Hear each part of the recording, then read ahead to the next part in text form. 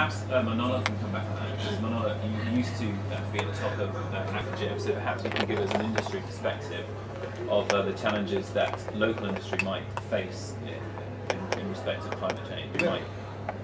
We're pretty well positioned in respect of that, because clearly we do not rely on rainfall or things like that, which are the ones that are going to, which is what's going to be greatly affected in terms of water supply. But of course, with that, we do this at the expense of energy, because energy has to be put in.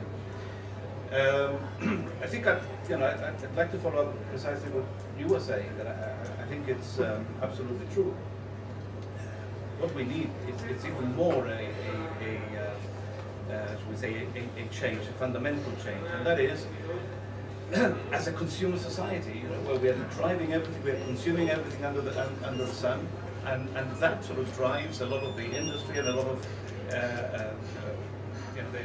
the emissions and so on.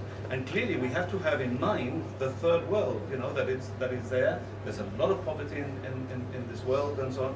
So I think it's not just a question of looking at it from a perspective of what can we do to fend off climate change so that it doesn't affect me, but it's really a question of a more global approach as to what humanity as a species, what we are really coming up against, and so on. And perhaps that is the area, a change like that may be an area where we can be a shining example elsewhere. But the thing has to start, if we want to preach, let me put it this way, there can be no consensus to make changes unless there is awareness. And awareness is not information.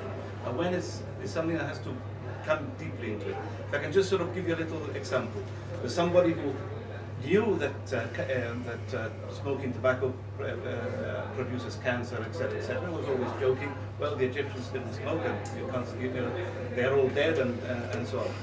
And then one moment he had a checkup, and he had a little spot in his lung.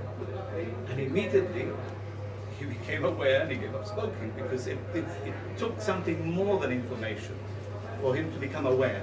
And once you're aware, then you make changes.